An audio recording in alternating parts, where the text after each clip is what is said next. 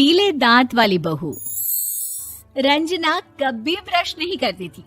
उसे कितनी बार उसके माँ बाप ने डांटा, लेकिन उसका कोई असर उस पर होता ही नहीं था, जिस कारण से उसके दांत पीले पीले हो जाते हैं। शादी के बाद। अरे बहू, वैसे तो तुझ में कोई कमी नहीं है, पर तेरे दांत इतने पीले कैसे हैं बेटा? कैसे मतलब? कोई सर्जरी थोड़ी ना कराइए। वो तो क्या नाम, मैं ब्रश नहीं करती थी तो पीले हो गए। अब क्या करूं?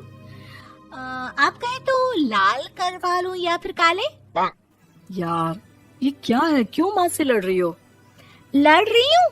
अरे मैं लड़ रही हूँ या ये बोल रही है कि दांत पीले हैं, पीले। अरे तपस्या थोड़ी ना की है इन्हें पीले करने के लिए। बकायदा ब्रश नहीं किया है 20 साल तक, तब जाकर। छी, कैसी बात कर रही हो? ये उस वक्त तो पीले नहीं थे जब हम लोग तुम्हें देखने आए थे। अरे तब साफ करवा लिया होगा डेंटिस्ट के पास जाकर। अब देखो कैसे पीले पीले लग रहे हैं। रंजना सास की तरफ गुस्से से देखती है। फिर शुरू हो गई पीले पीले पीले। अरे पीले तो तब भी थे जब मेरे हाथ का रसगुल्ला उड़ा उड़ा कर खा रही थी और बोल रही थी, लड़की नहीं गुणों का खजाना दे रहे भाई साहब आप। खैर, अब वो लोग करते भी तो क्या करते, पीले दांत वाली बहू पल्ले पड़ी थी तो झेलना तो था ही। एक दिन कीर्तन में रंजना गाना गा रही थी। अरे कमला बहन, माँ का द्वार है, यहाँ तो सब शुद्ध होकर आते हैं, फिर अपनी बहू को ब्रश भी नहीं करवाती तुम। दूर से पीले पीले दांत भक्ति में बाधा उत्पन्न कर रहे हैं। अरे कोई 2 साल के बच्चे थोड़ी ना लेकर आई हूँ मैं बहू बनाकर। अच्छी खासी लड़की है, अरे कैसे करवाऊं ब्रश? ये तो उसे खुद करना चाहिए ना। अब माँ बाप तो इसके जैसे तैसे निपटा दिए, ये नहीं सोचा कि सास कैसे संभालेगी। सास बहू को लेकर घर आ जाती है, लेकिन सोच लेती है कि अब इसे लेकर कहीं नहीं जाएगी। अगले रोज बहू कहती है, अरे क्या हो गया, मंदिर नहीं जाना क्या? कीर्तन का वक्त हो रहा है। मेरी मधुर वाणी से कान्हा जी जागते हैं और सोते हैं। आप तो जानती है ना उनकी भक्ति में कितना मन लगता है मेरा। वो क्या है ना, तबीयत ठीक नहीं लग रही है मेरी, आराम करूंगी मैं। तबीयत ठीक नहीं लग रही? अभी तो मिथुन के गाने पर नाच रही थी आप, और अब बोल रही है कि तबीयत ठीक नहीं लग रही। अरे भक्ति में मन लगा लो सासू माँ, ऊपर जाना है, क्या मुंह दिखाओगी आप? हाँ? सास को बहू की बात पर गुस्सा आ जाता है। मैं क्या मुंह दिखाऊंगी, इसकी चिंता तो ना कर, समझी? अपने मुंह की चिंता कर, जो ये पीले पीले दांत लेकर हर जगह पहुंच जाती है। पता है लोग कितना मजाक बनाते हैं। ना जी ना, मैं नहीं जाना कहीं तेरे साथ।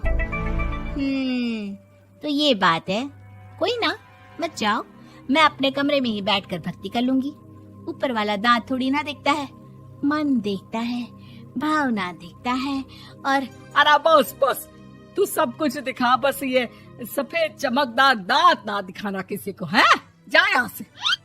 बहू को सास की बात का कोई फर्क नहीं पड़ता, वो तो जैसी थी वैसी ही रह जाती है। सुबह नहाकर किचन में खाना बनाना, फिर खाना खाना, कीर्तन भजन करना और सो जाना। एक दिन, माँ जी मैं सहेली के घर जा रही हूँ, शाम को लेट आऊंगी। हाँ हाँ तो जाना, मैंने कौन सा तेरी आरती करनी है घर पर बैठकर। रंजना सहेली के घर जाती है, जहाँ वो पार्टी में जाने की तैयारी कर रही होती है। अरे शिखा, कहाँ जाने की तैयारी कर रही है? मैं गलत वक्त पर आ गई क्या? अरे नहीं यार, उल्टा सही वक्त पर आ गया। मैंने ये साड़ी और ज्वेलरी निकाली है यार, शाम को इनके ऑफिस की एक पार्टी में जाना है। बताना कैसा लग रहा है ये सब? नहीं यार, इस ड्रेस के साथ तो वो वाली ज्वेलरी अच्छी लगेगी। हाँ हाँ सही बोल रही है, मैंने ध्यान ही नहीं दिया। वैसे तो हमेशा से मस्त फैशन सेंस रखती है। तो बड़ा जाती होगी ना पति के साथ पार्टी में। रंजना कुछ नहीं बोलती, बस सोचती है कि यार काश ये बात सही हो जाती, पर मैं क्यों नहीं जाती पार्टी में? क्या इन लोगों की कोई पार्टी होती नहीं होगी? रंजना घर आती है और रात में पति से सवाल करती है, एक बात बताइए, आप मुझे किसी पार्टी में क्यों नहीं ले जाते? क्या आपके यहाँ ऑफिस में पार्टी नहीं होती? पति बेचारा क्या कहता कि दांत पीले हैं तुम्हारे इसलिए। अरे कोई पार्टी होती नहीं हम लोगों के ऑफिस में, तो कहाँ से लेकर जाऊं? और मार्केट, मॉल, कहीं वीकेंड घूमना, कहीं तो। अरे यार, सारे हफ्ते में एक छुट्टी मिलती है, तो सोचता हूँ कि आराम ही कर लूं। क्यों? रंजना मन मार के रह जाती है। पहले कभी सास के साथ मंदिर जाया करती थी, लेकिन वो भी सास ने ले जाना बंद कर दिया। घर बैठी बैठी रंजना बोर हो जाती है। तभी उसे आइडिया आता है और वो मायके जाने का सोचती है। सासू माँ, 2 दिनों के लिए मम्मी के घर जा रही हूँ। अच्छा ठीक है, आराम से जा। और हाँ, माँ से कुछ अच्छी आदत सीख कर आना कि कैसे शरीर के हर भाग की तरह दांतों की सफाई भी जरूरी होती है, समझी? शुरू हो गई ना आप। वो लोग आपकी तरह नहीं है कि छोटी छोटी बात का बतंगड़ बना दे। उन लोगों के लिए मैं मायने रखती हूँ, ना कि मेरे पीले पीले दांत। रंजना माँ को बिना बताए उन लोगों को सरप्राइज देती है, लेकिन जैसे ही वो दरवाजे पर पहुंचती है, अंदर देखती है कि घर वाले कहीं जा रहे होते हैं। अब माँ, काश रंजना दीदी के दांतों वाली प्रॉब्लम नहीं होती, तो वो भी हम लोगों के साथ चलती ना बुआ जी की बेटी की शादी में। हाँ बेटा, लेकिन अब उसे कौन समझाए कि उसको उसके पीले दांत नहीं दिखते, लेकिन उसके आसपास के लोगों को कितना एम्बैरेसिंग फील कराते हैं। मुझे तो कितनी बार उसके स्कूल की टीचर ने शिकायत की कि उसके साथ कोई लड़की बैठना भी नहीं चाहती, और ना ही कॉलेज में कोई उससे बात करना चाहता था। लेकिन पता नहीं क्यों उसे ये बात समझ में ही नहीं आती। कोई कमी नहीं है उस लड़की में, बस यही कि दांत पीले हैं।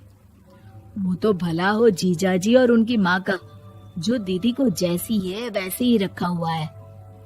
रंजना को अपने घर वालों की बात सुनकर बहुत दुख होता है। वो सोचती है कि वो क्या करे, लेकिन फिर वो सीधा डेंटिस्ट के पास जाती है, अपने दांत चमकाती है और कसम खाती है कि वो रोज ब्रश करेगी। अरे क्या हो गया? तुम तो 2 दिनों के लिए गई थी ना, पर कोई ना, अच्छा है, चलो आ गई तो। रंजना सास के सामने आकर खड़ी हो जाती है और पूरी स्माइल करती है, उसके चमकदार दांतों को दिखाती हुई। है? चले मंदिर। माँ, मुझे माफ कर दीजिए, मैंने आप लोगों को बहुत एम्बैरेसिंग फील करवाया। मैं आज से रोज ब्रश करूंगी।